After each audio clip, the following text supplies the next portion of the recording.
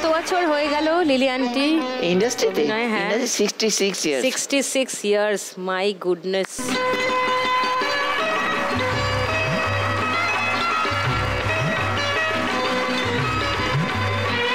তুমি যদি আজকে জিতে যাও 1 লাখ টাকা পাও, কিছু ভেবেছো কি করবে?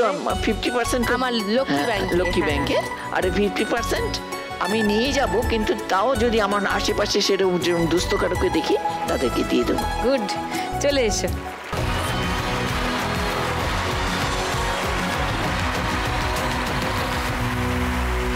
চলো, তোমার 1 মিনিট সময় শুরু এখন লিলি আন্টি। খালি নাও, হ্যাঁ এ চাপ। গুড, এবার এটা তো আরো বড় মনে হচ্ছে, এটাও 500 মারছে। এটা 100 মনে হচ্ছে, এটা 100 মনে হচ্ছে, মেরে দাও, যেটা মনে হচ্ছে মেরে দাও। এটা 500 মনে হচ্ছে। আচ্ছা, তারপর এটা একটু ছোটর দিকে, হ্যাঁ 500ই আছে, 500ই আছে। এটা তো একদম ছোটর দিকে, একেবারেই ছোটর দিকে।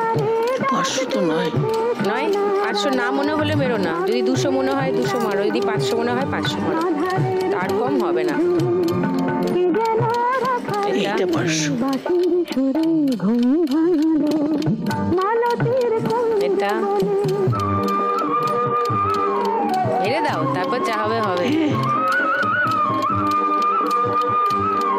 ছোটর দিকে তো একদমই ছোট, একেবারেই ছোট।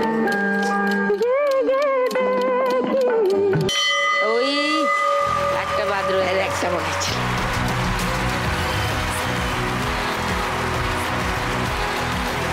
$620 স্কোর হয়েছে লিলি আন্টি। ইয়ে,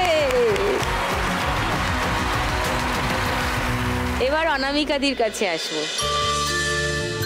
কয়েকটা ছবি আছে অনামিকাদির, সেটা আগে দেখি। এটা কোন চরিত্র? এটা বিন্দু মাসি। বিন্দু মাসি ঘাতক বই। এর বিখ্যাত সংলাপ ছিল, সেটা এখনো বলতে হয় তোমাকে গিয়ে? সব শোয়ে বলতে হয়। তাহলে আমার শোয়ে কেন বলবে না? যা যা নিয়ে যা,